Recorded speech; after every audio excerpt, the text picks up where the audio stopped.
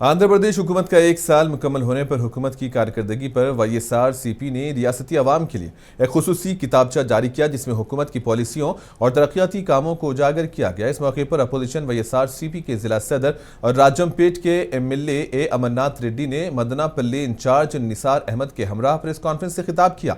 इन्होंने कहा कि जगन मोहन रेड्डी की क़ियादत में रियासत में अमन, शफाफियत, तरक्की और अवामी फलाह बहबूद के उसूलों पर मबनी हुक्मरानी हो रही थी।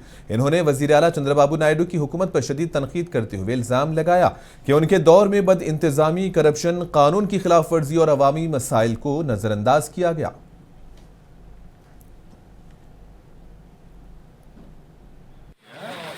చంద్రబాబు నాయుడు గారు ఆయన బూటకు హామీలు కావచ్చు, అసత్య ప్రచారాలతోనే ఆయన గతంలో కూడా అధికారంలోకి రావడం జరిగింది.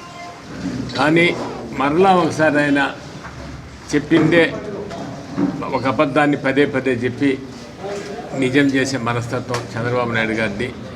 కేవలం ఒక గ్లోబల్ ప్రచారంతో ఆయన మరలా కూడా హామీలన్నీ ఇచ్చి ఈరోజు అధికారంలోకి రావడం జరిగింది. ఈ వైఎస్ఆర్ కాంగ్రెస్ పార్టీ దాదాపు చంద్రబాబు నాయుడు గారి పరిపాలన, జగన్మోహన్ రెడ్డి గారి పరిపాలన బేరేజ్ చేస్తూ ఈరోజు వెన్నుపోటు రాజకీయం అని ఒక బుక్కును ప్రచురించడం జరిగింది. ఇది ఈరోజు రాష్ట్ర వ్యాప్తంగా